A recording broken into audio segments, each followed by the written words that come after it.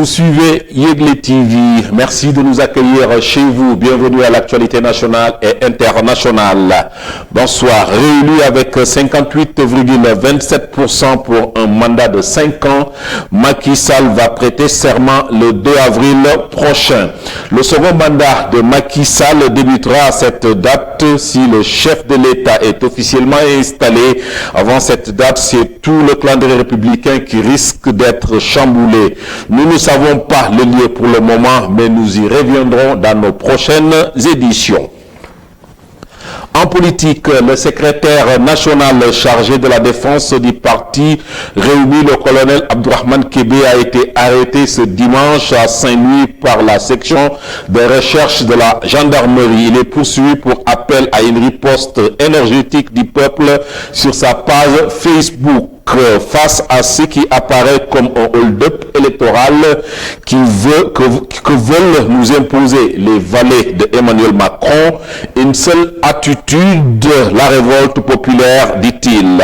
Récit signé Alioune Badaradjian. Le secrétaire national chargé de la défense du parti Réumi, le colonel Abdourahim Kébé, a été arrêté ce dimanche à Saint-Louis par la section de recherche de la gendarmerie. Au lendemain de la présidentielle, l'officier supérieur des armées sénégalaises à la retraite qui soutenait Idrissa Seck lors de la présidentielle avait appelé à une riposte énergique du peuple sur sa page Facebook. Peut-on lire Sénégalais debout, une riposte énergétique du peuple s'impose face à ce qui apparaît comme un hold-up électoral que veulent nous imposer les valets de Macron. Une seule attitude, la révolte populaire. Nous ferons comprendre à la France que le Sénégal n'est pas un pays banania et au pouvoir que la confiscation de la volonté populaire ne sera pas acceptée. Rappelons que le colonel Abdourahim Kébé était nommé chef de la direction de l'information et des relations publiques des armées, DIRPA. Il est un ancien attaché de la défense près de l'ambassade du Sénégal à Washington. Il était aussi attaché militaire naval et de l'air. Il a participé à la mission d'observation des Nations Unies en République démocratique du Congo de 2007 à 2008. Il a bénéficié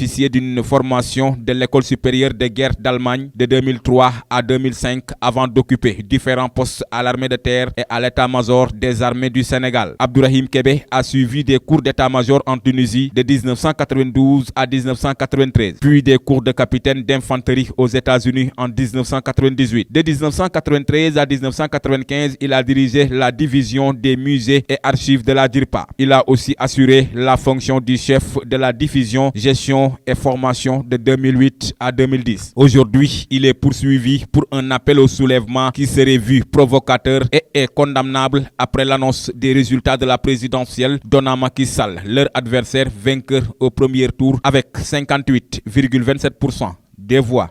Toujours en politique, après la présidentielle du 24 février dernier, les jeunes de l'opposition étaient face à la presse lundi pour déplorer la situation actuelle du pays. Pour le coordonnateur des jeunes khalifistes, l'heure est venue pour dire non au régime de Macky Sall qui continue toujours de manipuler les Sénégalais. Selon Bassirou Samb, une marche sera organisée dans les jours à venir pour montrer leur mécontentement tout en demandant à Macky Sall de libérer leurs camarades qui sont en prison. Voici ses propos au micro de Alioune Badaradjian et de Matar Diatta.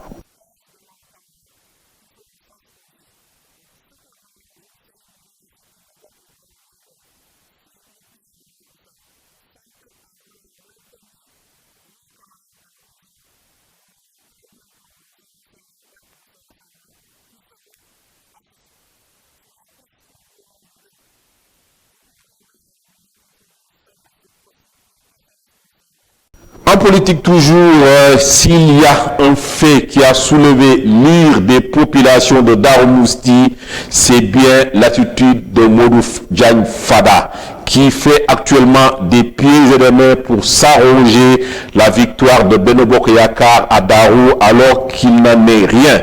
Cependant, au moment où ceux qui ont fait le vrai boulot, les artisans de la victoire comme Tchermolo sont en train de récupérer, le leader de LDR Yessal lui tente de manœuvrer pour tromper l'opinion de l'imposture et par l'usurpation.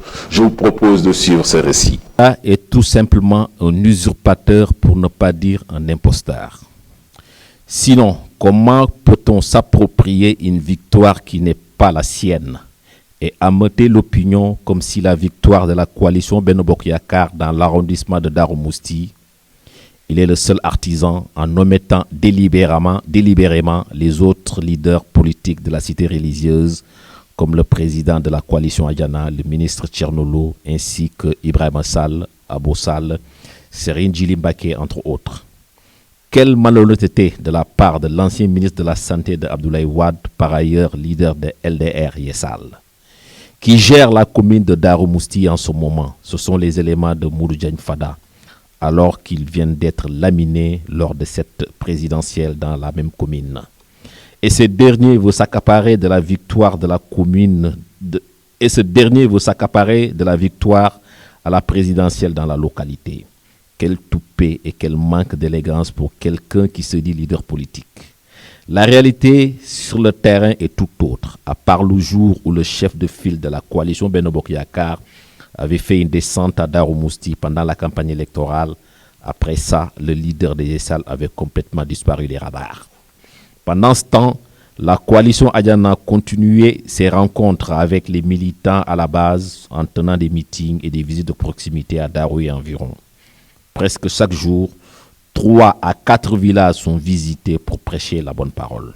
Pour convaincre les électeurs à voter Macky Sall, pour s'en convaincre, il suffit de faire un tour en Badiane, Ndiagnène, Dangou, Ndjeberki, Ndam et environ pour constater de visu le travail abattu par le président de la coalition Adiana afin que Macky Sall puisse triompher.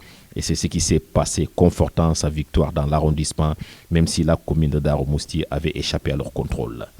Suffisant pour que Modou Diagne Fada sache que son apport par rapport à la réélection du président Macky Sall n'est qu'une goutte d'eau dans l'océan, par conséquent insignifiant et même contre-productif.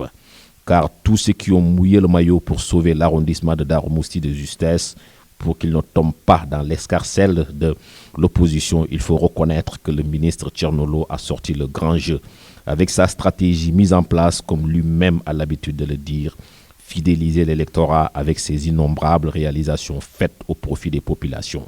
Ce qui a fait finalement basculer l'arrondissement de Darou Mousty dans la besace de Benno Bokk Yakaar et partant le département de Kébémer aussi en faveur de la mouvance présidentielle. Malgré tout, Thierno Lo a eu le triomphe modeste. Voilà la posture qu'il fallait avoir au lieu d'investir les médias pour s'approprier tout seul un travail fait en groupe et en synergie, car tout acte contraire à cela n'est que malhonnêteté et mauvaise foi.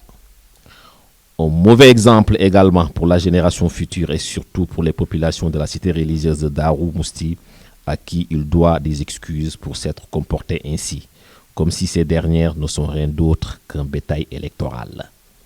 Modou Diagne Fada doit savoir que derrière tout triomphe, il y a des secrets. Alors, cette victoire ne saurait être la sienne tout seul, car au départ, il y avait une dynamique unitaire de tous les dignes fils de Darou. Et Dieu. Tout autre chose maintenant. Le centre des échelons de la qualité de l'air avait averti que la qualité de l'air à Dakar va continuer à se dégrader jusqu'à devenir mauvaise ces prochains jours. Un phénomène remarquable et très décrié également par une frange de la population rencontrée par nos reporters Seynabou Ndour et Matar Diatta. On ne se plaint pas. On a beaucoup plus de clients que d'habitude. Et quand les voitures sont propres, les clients sont contents. Donc la poussière nous arrange. Dans la deuxième partie de votre édition, c'est la page internationale. Elle porte la signature de Seynabou Ndour. Nous débutons cette page internationale en Algérie où des centaines de personnes ont manifesté dans la nuit de dimanche à lundi pour protester contre la candidature déposée plus tôt d'Abdelaziz Bouteflika à l'élection présidentielle pour un 5e mandat, malgré sa promesse d'organiser une conférence de presse nationale anticipée s'il était élu.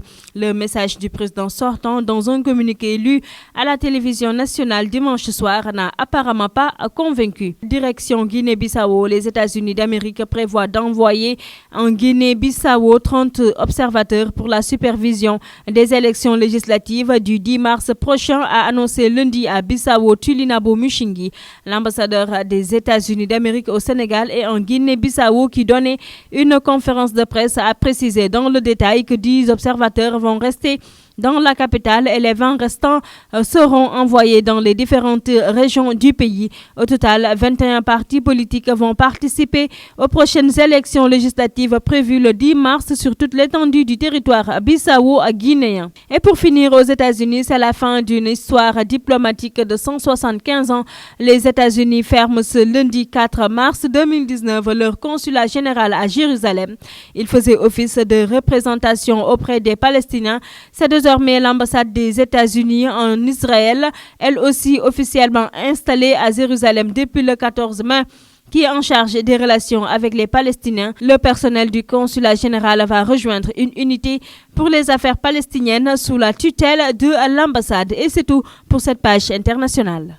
Pour terminer, la page sport s'invite. Elle porte également la signature de Seynabou Ndour. Nous démarrons cette page sportive avec le capitaine des Baréas de Madagascar. Andreas Simon est confiant avant d'affronter le Sénégal le 23 mars prochain à Thiès pour la dernière journée des éliminatoires de la Coupe d'Afrique des Nations CAN 2019. En évoquant ce déplacement de l'équipe nationale malgache au Sénégal, Fanefa Ima Andreas Simon a été formel avec la rédaction d'Orange Actu Madagascar. Je cite, « On va jouer pour gagner ». Fin de citation. Les deux équipes sont déjà qualifiées pour la CAN 2019 prévue en Égypte du 21 juin au 19 juillet 2019. Le principal enjeu de ce match sera le gain de la première place du groupe A. Le Sénégal est le leader provisoire de ce groupe suivi de Madagascar. Et puis nous parlons classico, Messi et Suarez insultés par le jeune espoir du Real Sergio Reguilón. Le classico de samedi dernier remporté par le FC Barcelone 1-0 a été particulièrement tendu. Si seulement 4 cartons jaunes ont été distribués, certains joueurs auraient pu rejoindre les vestiaires avant la fin de la rencontre, notamment Sergio Ramos,